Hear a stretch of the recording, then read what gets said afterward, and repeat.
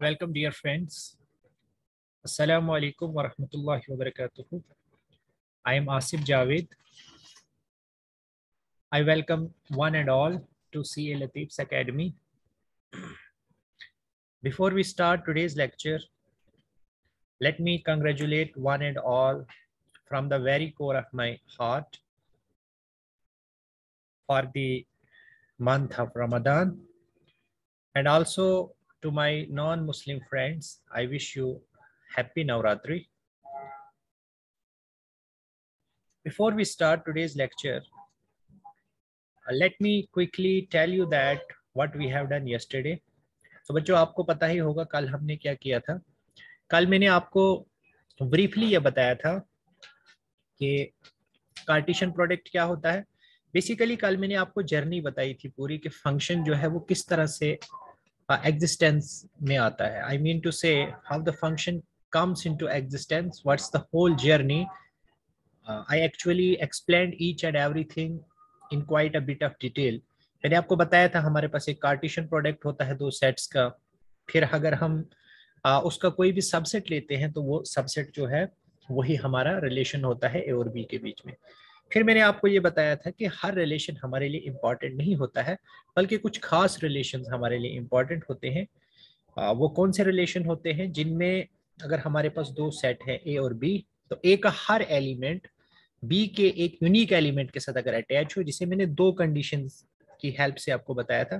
पहली कंडीशन मैंने आपको ये बताई थी कि उसमें क्या होना चाहिए, जो फर्स्ट कंपोनेंट्स हैं वो पूरे फर्स्ट सेट को जनरेट करने चाहिए और फर्स्ट कंपोनेंट रिपीट नहीं होना चाहिए। तो जब मैं कह रहा हूं कि फर्स्ट कंपोनेंट पूरे सेट ए को जनरेट करने चाहिए, तो इसका मतलब ये है कि every element of A should be associated. देखिए मैं थोड़ा सा आपको यहाँ पे बताता हूँ। ये मैं ए सेट ले रहा था और बी सेट ले रहा हूँ, ये आपका कार्टेशियन प्रोडक्ट था। मैंने कहा कि जो फर्स्ट कंपोनेंट है वो ए को जनरेट करनी चाहिए। इसका मतलब every element of A should be associated under that relation. और फिर मैंने कहा यूनिक एलिमेंट ऑफ बी के साथ एसोसिएट होना चाहिए। इसका मतलब फर्स्ट कंपोनेंट रिपीट नहीं होना चाहिए, क्योंकि अगर फर्स्ट कंपोनेंट रिपीट होता है, सपोज 1a है और मैं लिखता हूँ 1b, तो इसका मतलब क्या हो गया, फर्स्ट कंपोनेंट अगर रिपीट हो रहा है that means first component repeat हो रहा है, इसका मतलब ये यूनिक के साथ एसोसिएट नहीं हुआ। इन ये वन जो है ए के साथ भी एसोसिएट हो रहा है, बी के साथ भी एसोसिएट हो रहा है। तो बेसिकली हम बिल्कुल एक प्रिसाइजली अगर हम फंक्शन को डिफाइन करें, तो प्रिसाइजली हम फंक्शन को कैसे डिफाइन कर सकते हैं। फंक्शन एक रूल होता है, फंक्शन एक कॉरेस्पॉन्डेंस होती है दो सेट्स के बीच में। क्या कॉरेस्पॉन्डेंस होती है, देखिए मैं आपको मैपिंग डायग्राम के जरिए से बताता हूँ, आपको समझ आ जाए। ये है आपके पास ए, ये है आपके पास बी। सपोज मैं ए लेता हूँ 1 2 3 और मैं बी लेता हूँ सपोज ए बी सी, और मैं रिलेशन क्या लेता हूँ, सपोज एक खास किस्म का रिलेशन लेता हूँ इस तरह का 1a 2a सपोज 3c। तो ये मेरा रिलेशन है। इसको अगर मैं मैपिंग डायग्राम की हेल्प से आपको बताऊं, ये कुछ इस तरह का दिखेगा 1 2 3, और यहाँ पे ए और सी है सिर्फ। एक 1 किसके साथ जा रहा है, ए के साथ। 2 भी किसके साथ जा रहा है, ए के साथ। और 3 किसके साथ जा रहा है, सी के साथ। तो अब गौर से देखिए यहाँ पे ये रिलेशन जो है उन करेक्टरिस्टिक्स को सेटिस्फाई कर रहा है। यानी जो फर्स्ट कंपोनेंट्स हैं इनकी अगर आप यूनियन ले लें, तो ये आपको फर्स्ट सेट मिल रहा है ए, बिल्कुल मिल रहा है। और क्या फर्स्ट कंपोनेंट रिपीट हो रहे हैं, बिल्कुल नहीं हो रहे हैं। अब यहाँ पे देखिए जो मैं आपको कह रहा था ना कि फंक्शन एक रूल होता है। किस तरह का रूल होता है, अगर मैं एक फंक्शन ले रहा हूँ कहाँ से कहाँ ए से बी में एक फंक्शन ले रहा हूँ, तो ये एक रूल होता है। रूल होता है या एक कॉरेस्पॉन्डेंस होती है जो एसोसिएट करती है, it associates each element of A, it associates each element of A. Each element of A का मतलब फर्स्ट कंपोनेंट पूरे ए को जनरेट करने चाहिए, to a unique element of B, to a unique element of B. A के हर element को किसके साथ ये एसोसिएट करता है ये रूल, एक यूनिक एलिमेंट ऑफ बी के साथ। देखो ये एक ऐसा रूल है, देखो 1 को ये किसके साथ एसोसिएट कर रहा है, ए के साथ। अब 1 को किसी और के साथ नहीं करेगा, 2 को एक बार ए के साथ कर लिया, अब किसी और के साथ नहीं करेगा, 3 को सी के साथ कर लिया, अब किसी और के साथ नहीं करेगा।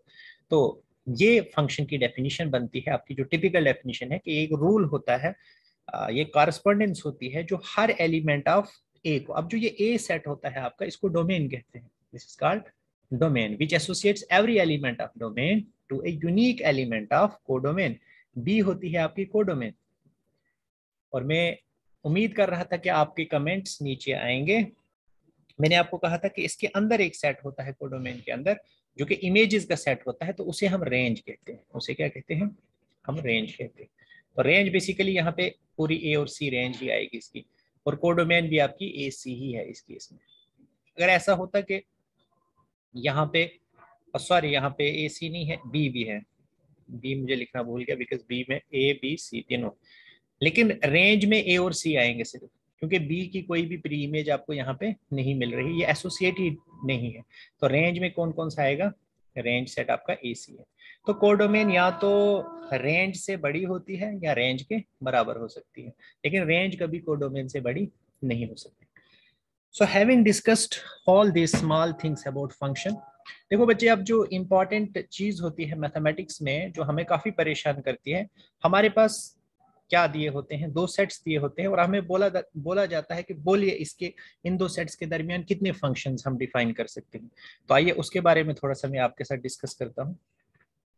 Late me tell you about that. देखिए ये चीजें जो मैं आपको बता रहा हूँ ना, they are very instrumental in whatever we are going to discuss in the latter lectures. अब ये नहीं सोचना कि सर हमें कहाँ ये बेसिक चीजें बता रहे हैं, कहाँ ये बच्चे बेसिक भी नहीं है, ये बिल्कुल जो आपके मेन टॉपिक्स हैं उनके साथ क्लोजली एसोसिएटेड है। आपको अभी पता चल जाएगा जब हम मैं मेन टॉपिक्स उठाऊंगा, तो वहां से आपको पता चल जाएगा ये किस तरह से कितने इंस्ट्रूमेंटल है और कितने बेसिक है। देखो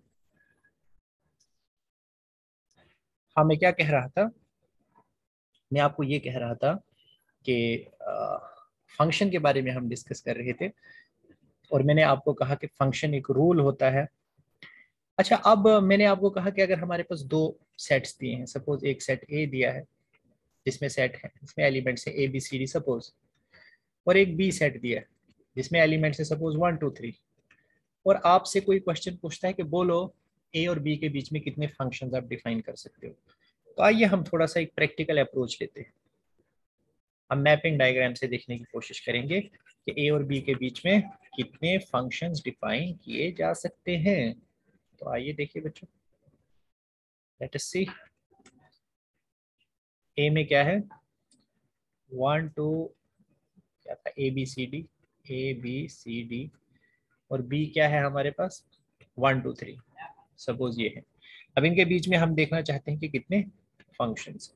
सो let us see, let me take another colour to make it a bit beautiful.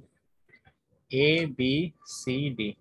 देखो बच्चे, सबसे पहले अगर आप ए को देखो, ए के पास कितने ऑप्शन है? ए 1 के पास भी जा सकता है, 2 के पास भी जा सकता है, 3 के पास भी जा सकता है। तो ए को मैप होने के कितने ऑप्शन हैं? ए के पास मैप होने के कितने ऑप्शन हैं? 3 ऑप्शन हैं। Fine, okay. अब ए के पास 3 ऑप्शन है, तो बी के पास भी कितने ऑप्शन है? बी के पास भी 3 ऑप्शन है, क्योंकि एट ए टाइम अगर ए 1 के साथ है, बी भी 1 के साथ जा सकता है, बी भी 2 के साथ जा सकता है, तो बी के पास भी 3 ऑप्शन है। तो इसका मतलब 3 ऑप्शन बी के पास भी है। उसके बाद सी के पास भी 3 ऑप्शन है, और डी के पास भी 3 ऑप्शन। हर एक के पास 3 ऑप्शन है। देखो इसके पास भी 3 ऑप्शन है, बी के पास भी 3 ऑप्शन है, और ये साइमल्टेनियसली है। मतलब सपोज अगर ए जो है किसी इनमें से किसी 3 के साथ एसोसिएट हो चुका है, आई मीन टू से, मैं आपको प्रैक्टिकली यहाँ पे बताता हूँ।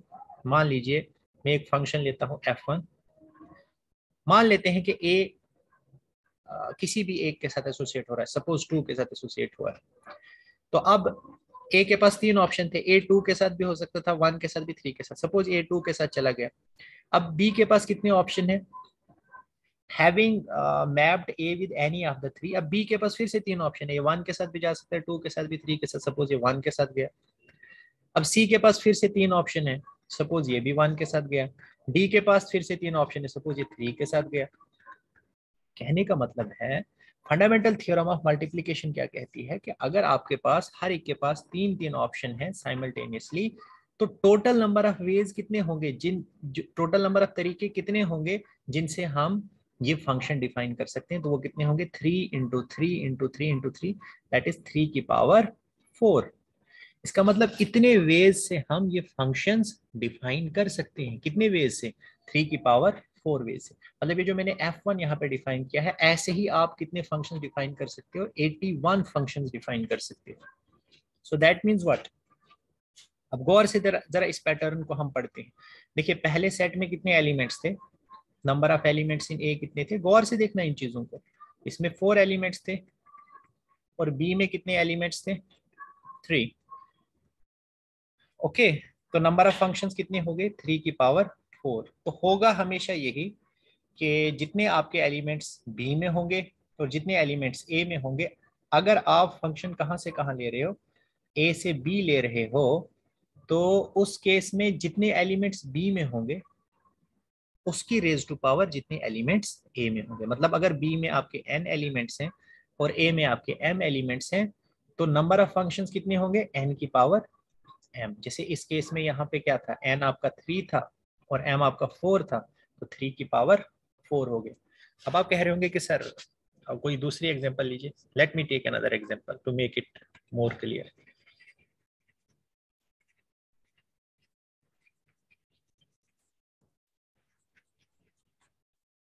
देखो ये चीजें जब हम लीनियर अलजेब्रा पढ़ेंगे ना, लीनियर ट्रांसफॉर्मेशन, तो वहां पे नंबर ऑफ लीनियर ट्रांसफॉर्मेशन जब हमें काउंट करनी होंगी, तो यही कॉन्सेप्ट लगेगा नंबर ऑफ फंक्शंस का, बिकॉज लीनियर ट्रांसफॉर्मेशन भी अपने आप में एक फंक्शन है। तो फंक्शन का कॉन्सेप्ट जो है ये पुराना नहीं होगा। जब जब हम फंक्शन को डिस्कस करेंगे, तो फंक्शन की जो बेसिक चीजें मैं आपको यहाँ पे बता रहा हूँ, ये चीजें हर बार रिपीट होंगी। So these things are not going to get old, they will remain as relevant as that. So this thing you must keep in your mind. तो आइए बच्चे नेक्स्ट एग्जांपल लेते हैं। सपोज इसमें लेते हैं हम 6 एलिमेंट्स और इसमें लेते हैं suppose A B C D E। ठीक है, अब बोलो 1 के पास कितने ऑप्शन है, 1 2 3 4 5, ये 6 हैं। 1 के पास कितने ऑप्शन है, 5 ऑप्शन। फिर 2 के पास भी कितने ऑप्शन है, 5। ऐसे ही पूरे 6 एलिमेंट्स के पास कितने कितने ऑप्शन होंगे, 5 5। तो टोटल कितने ऑप्शन होंगे इनके पास एसोसिएट करने के, 5⁶। और उतने ही हमारे क्या होंगे, नंबर ऑफ फंक्शंस। तो गौर से देखो, अगर आप यहाँ पे देखो, इसमें कितने एलिमेंट्स थे, 5।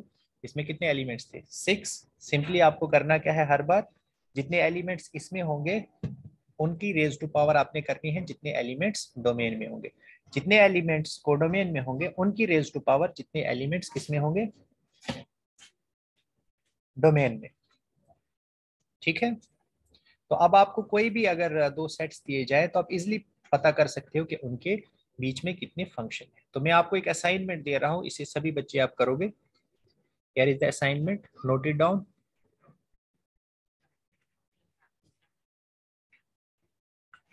कमेंट्स में आप मेंशन करोगे इसका आंसर, देखते हैं कितने बच्चों को समझ आई है।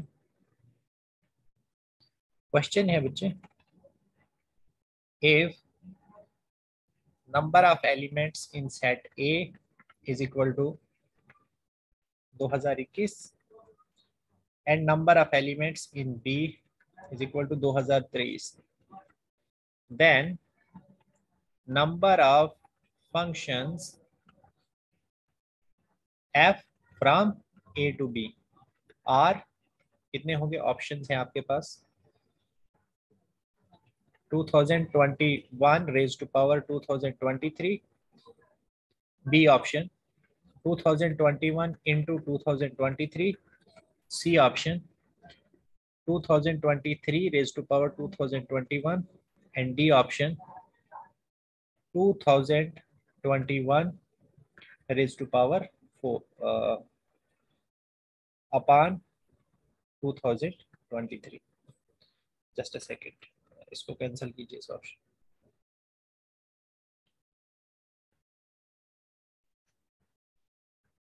लेट मी राइट 2023 का स्क्वायर। तो इनमें से आपको बताना है कि कितने फंक्शंस होंगे ए और बी के बीच में, अगर नंबर ऑफ एलिमेंट्स इन ए आपको 2021 दिए हैं और नंबर ऑफ एलिमेंट्स आपको 2023 दिए। तो कुछ भी आप नंबर लीजिए, नंबर से कोई फर्क नहीं पड़ता है, आपको फार्मूला पता होना चाहिए। Okay that's fine. ये तो क्लियर हो गया कि नंबर ऑफ फंक्शंस हम कैसे फाइंड कर सकते हैं। अब कुछ इंपॉर्टेंट चीजें जो हमें पता करनी होती हैं दो सेट्स के बीच में, हमें ये पता करना होता है कि दो सेट्स के बीच में कितने फंक्शंस वन वन हैं, कितने फंक्शंस ऑन टू हैं। तो आइए देखते हैं कैसे चेक करने होते हैं हमें।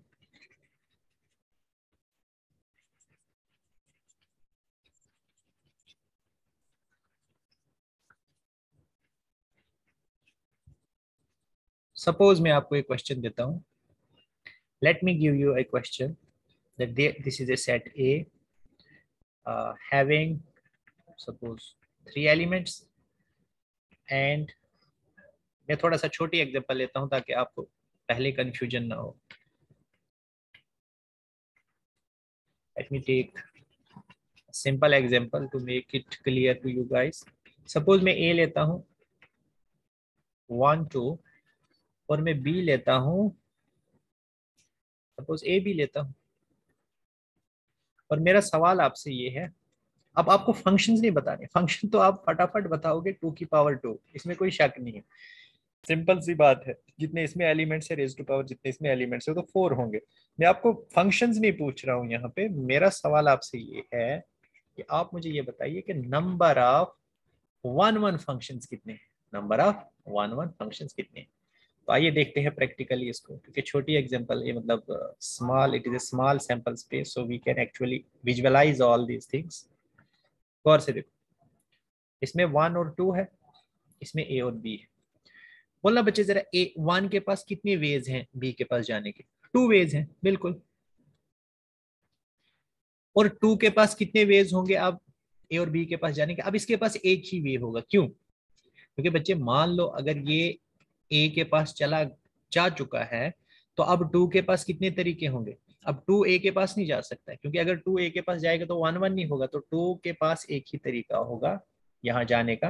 मतलब एक एलिमेंट के पास 2 वेज थे, जैसे फंक्शंस में हम देखते थे दोनों के पास इक्वल वेज होते थे, लेकिन यहाँ पे एक अगर एक के पास चला गया तो अब दूसरे के पास एक ही तरीका होगा। तो कुल मिला के कितने तरीके होंगे 1 और 2 के पास, इनके साथ मैप होने के 2 into 1 दैट इज 2 वेज।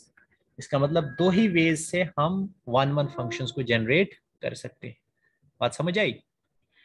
मान लो अगर 3 होते तब क्या होता, थोड़ा सैंपल स्पेस बढ़ाते हैं अपनी। अच्छा, अगर आपको चीजें समझ आ रही हैं तो अपना फीडबैक दीजिए कि sir we are getting each and everything nicely, everything is going on pretty well, but if you feel like you are not getting the things properly you can mention in comments so that I can take some other approach। आइए देखते हैं बच्चे, जैसे मेरे पास 3 elements हैं यहाँ पे और यहाँ पे भी मेरे पास 3 एलिमेंट्स। अब 1 के पास कितने तरीके हैं यहाँ जाने के, 3 तरीके। मतलब 1 किसी पे भी जा सकता है, ए के पास भी जा सकता है, बी के पास भी जा सकता है, सी के पास भी, किसी के पास भी गया ये। सपोज 1 किसके पास गया, सपोज मैं फंक्शन यहाँ पे जनरेट कर रहा हूँ 1 1 फंक्शन, सपोज 1 चला गया सी के पास, 1 किसके पास चला गया, सी के पास। गौर से देखो, 1 goes to C, 1 goes to C। अब मुझे आप खुद ही बताओ ना 2 के पास कितने ऑप्शन रहे, अब 2 ही ऑप्शन रहे 2 के पास। अब इसको अपनी मर्जी है, ये 2 किसके पास आप भेजना चाहते हो, सपोज आप ए पे भेजना चाहते हो भेज दो।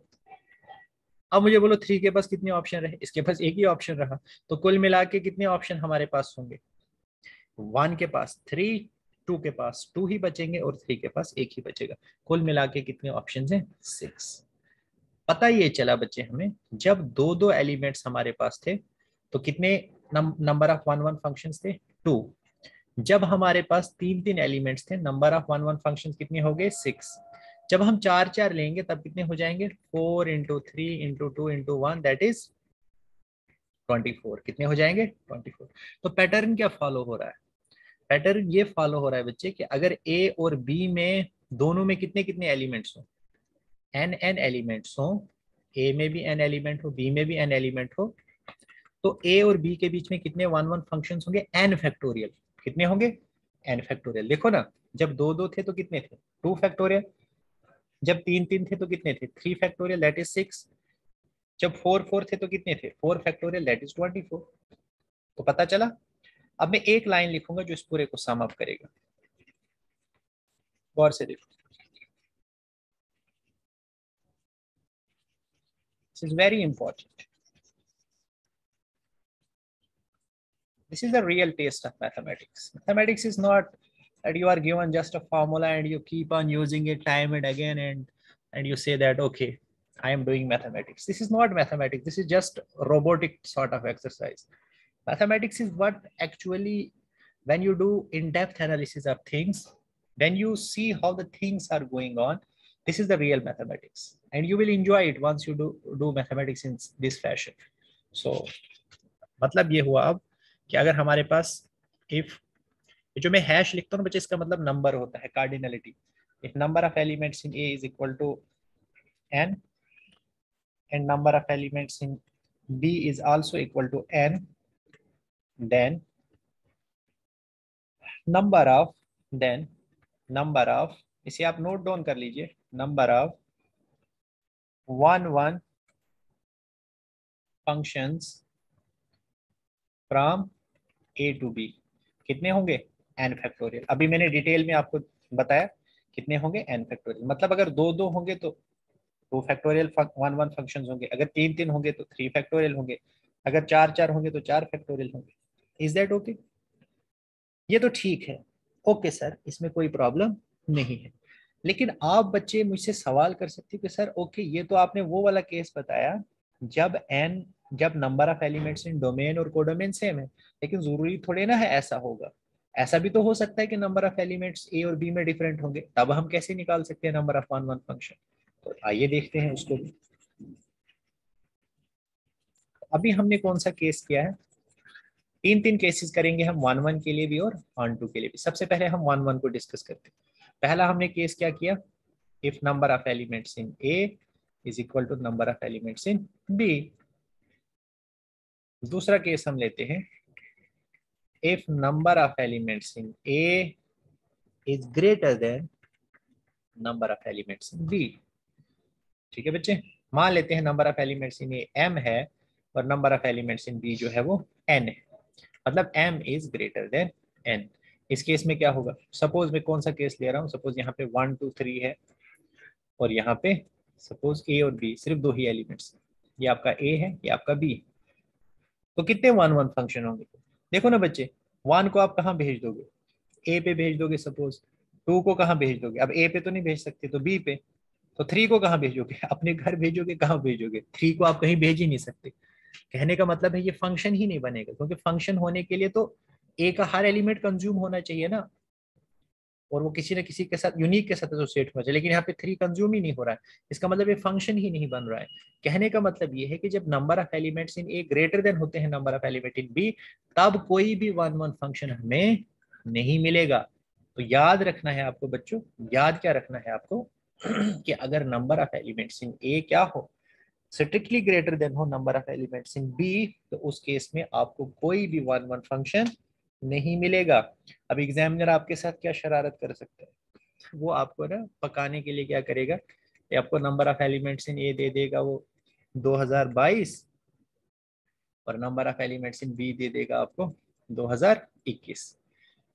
बोलेगा बोलो कितने नंबर ऑफ 1 1 फंक्शंस है। तो आप इन नंबर्स को देख के परेशान नहीं होना, आप क्लियरली देखना कि number of elements in A is strictly greater than number of element in B, इसलिए इसमें कोई 1 1 फंक्शन होगा ही नहीं। सो जीरो आएगा उसका ऑप्शन, उसका आंसर क्या आएगा? There are how many 1 1 functions? 0 1 1 function. बात क्लियर है ना? Okay, now coming to the final part. अब तीसरा जो इसका केस हो सकता है 1 1 फंक्शन का, वो है जब number of elements in A is lesser than number of elements in B. आइए देखते हैं उसको भी। I hope you are enjoying the session. और बच्चे इतने ये मॉडर्न अलजेब्रा का कोर्स जो हमने उठाया है, ये इतना इंटरेस्टिंग है, इतना इंटरेस्टिंग है, जब आप फाइनल रिवीजन करोगे ना, तो उस टाइम आप सबसे ज्यादा इसी को पढ़ना चाहोगे, क्योंकि this is very I would say interesting course. Fine. तीसरा हम देखते हैं जब number of elements in A क्या हो, strictly less than number of elements in B. मतलब ये m है, अगर ये n है, आई मीन जब m जो है लेस देन n है, मतलब किस तरह की सिचुएशन, 1 2 3 एंड सपोज यहाँ पे सिर्फ a और b, sorry a b c d है, m is less then n। Suppose 1 a के साथ भी जा सकता है, फिर 1 या 2 जो है b के साथ भी जा सकता है, मतलब 1 जो है 4 में से किसी के साथ भी जा सकता है। 1 के पास कितने ऑप्शन होंगे, 4 ऑप्शन। फिर 2 के पास कितने ऑप्शन होंगे, 3 ऑप्शन। और 3 के पास कितने ऑप्शन होंगे, 2 ऑप्शन। मतलब कुल मिला के कितने बनेंगे यहाँ पे आपके पास, 4 3 12, 12 2 24। सो 24 ऑप्शन हो जाएंगे। एम आई राइट? बिल्कुल। 1 कितने के साथ जा सकता है, 4 के साथ। ओके। अब 2 के पास कितने बचेंगे, 3 तरीके। और 3 के पास कितने तरीके बचेंगे, इसके पास सिर्फ 2 तरीके बचेंगे। तो कुल मिला के कितने तरीके होंगे 1 1 फंक्शंस को बनाने के, that is 4 into 3 into 2 that is equal to 24 ways. तो कितने 1 1 फंक्शंस बनेंगे आपके ए और बी के बीच में, ये बनेंगे आपके 24। Is that okay? अब इसके लिए जनरल फार्मूला क्या है, जब देखो नंबर ऑफ एलिमेंट सेम होते थे तब तो हम n फैक्टोरियल लगा देते थे, मतलब 3 3 है तो 3 फैक्टोरियल होते थे, 4 4 है तो 4 फैक्टोरियल। इसके लिए तरीका क्या होगा बच्चे, इसके लिए तरीका होगा npm। क्या तरीका होगा, npm। अभी npm क्या बोला है, मतलब number of elements in b कितने हैं, n, और number of elements in a कितने हैं, m। तो नंबर ऑफ 1 1 फंक्शन इस वाले केस में, किस वाले केस में, जहां पे number of elements in B are strictly greater than number of elements in A. तो इस केस में जब यहाँ पे number of elements in A strictly greater than the number of elements in B, तो उस केस में क्या थे, कोई भी 1 1 फंक्शन नहीं था, वो मैंने आपको एक्सप्लेन कर दिया। अब केस कौन सा है, जो number of elements in B are strictly greater than number of elements in A. तो इस वाले केस में कितने बनेंगे, सपोज अगर इसमें n थे, इसमें m थे, तो कितने बनेंगे, n परमुटेशन n। अभी n परमुटेशन m क्या होता है, आई थिंक ये आपको पता है सबको, किसके इक्वल होता है npm, ये होता है बच्चे npm is equal to n factorial upon n minus m factorial. जैसे इस केस में देखिए जरा, क्या है 4p3, 4p3 किसके इक्वल हो जाएगा, 4 फैक्टोरियल अपॉन 4 माइनस 3 फैक्टोरियल।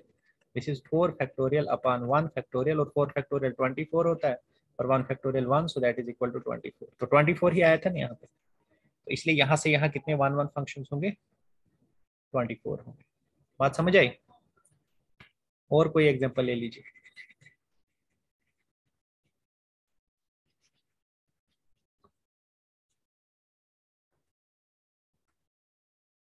कोई और एग्जांपल लेते हैं। Suppose number of elements in A is equal to कितने हैं, suppose 9, and number of elements in B कितने हैं, सपोज 12। तो ये वाला केस भी है वही, तो इसमें कितने आएंगे, 12p9, तो कितना हो जाएगा 12 फैक्टोरियल अपॉन 12 माइनस 9 फैक्टोरियल। तो वो कितना हो जाएगा बच्चे, this is 12 factorial upon 12 minus 9 कितना होता है, 3 फैक्टोरियल। तो ये हो जाएगा बच्चे आपका 12 फैक्टोरियल अपॉन 3 फैक्टोरियल होता है 6। तो लिखो इसको 12 into 11 into 10 into 9 into 8 into 7 into 6 into 5 into 4 into 3 into 2 into 1 upon 6। 6 और 6 कैंसिल हो जाएगा, तो बाकी इनको मल्टीप्लाई करके जितना भी आएगा उतने आपके पास नंबर ऑफ 1 1 फंक्शंस आएंगे, किसके बीच में, ए और बी के बीच में। Hope this is okay, fine. अब हम साथ साथ में ऑन टू नेस का भी देख लेते हैं, आइए ऑन टू नेस को भी देखते हैं। ऑन टू नेस का थोड़ा सा आप कह सकते हैं कि little bit, this is a bit typical, typical in the sense इसका फार्मूला थोड़ा सा आपको याद रखना है। ऑन टू के केस में, ऑन टू नेस के केस में उतना स्ट्रेट फॉरवर्ड नहीं है। तो आइए पहले शुरू करते हैं इक्वालिटी वाले केस। जब number of elements is equal to number of elements in A is equal to number of elements in B, और मान लेते हैं दोनों में कितने हैं n एलिमेंट्स। तो बच्चे जब दोनों में n एलिमेंट्स होंगे ना, इसमें भी n उसमें भी n, तो उस केस में number of onto functions कितने होंगे, number of onto functions हो जाएंगे n फैक्टोरियल ही होंगे। मतलब ये इक्वालिटी वाले केस में नंबर ऑफ वन वन और ऑन टू फंक्शंस सेम होते हैं।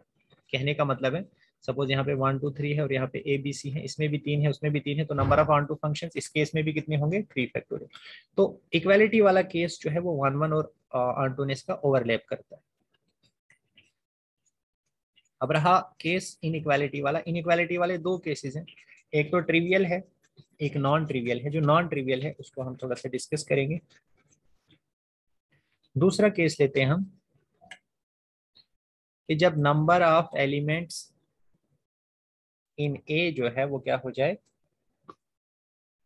Number of elements in A जो है वो ग्रेटर देन हो जाए number of element in B. तो इस केस में क्या होगा, I mean to say suppose इसमें 1 2 3 है और इसमें सिर्फ ए बी है। देखना बच्चे, ऑन टूनेस देख रहे हैं, इज दैट ओके? सॉरी, पहले ये वाला केस नहीं करते हैं, पहले हम ट्रिवियल वाला केस करते हैं। Number of elements in A is less than number of elements in B. मतलब इसमें सपोज 1 2 है,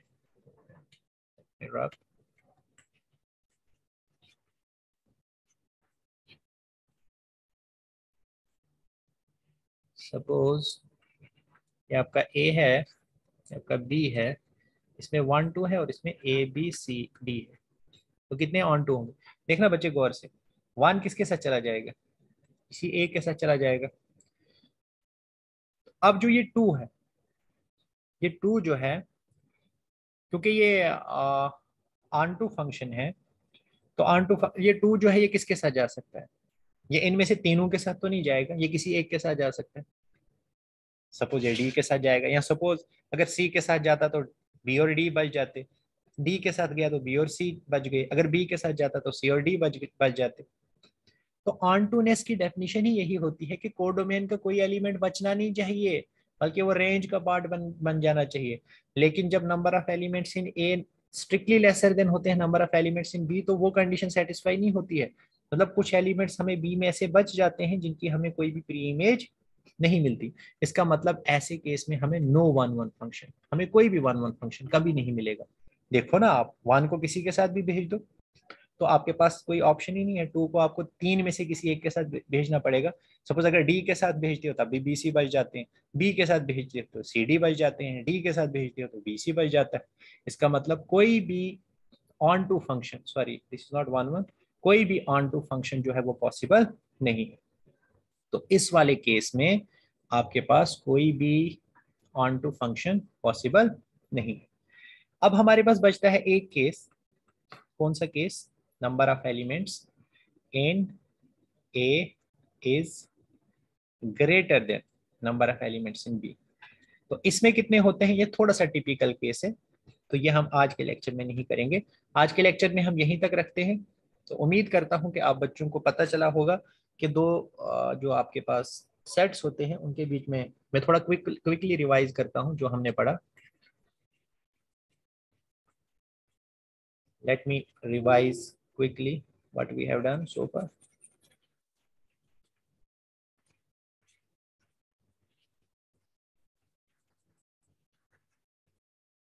हमने क्या पढ़ा, क्विकली रिवाइज करते हैं।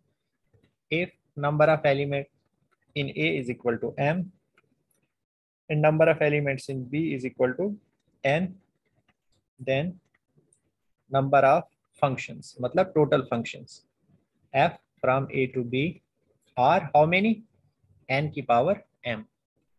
एक ये पढ़ा हमने। दूसरा हमने क्या देखा, if number of elements in A is equal to number of elements in B is equal to n, अगर ये बराबर हो जाए then number of one one and onto function, the number of one one and onto functions are same and are equal to n factorial। Okay, या दूसरा point, तीसरा point हमने क्या पढ़ा?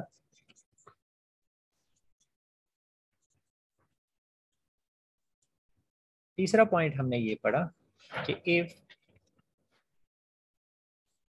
Number of elements in A is suppose greater than number of elements in B, then no 1-1 function is possible.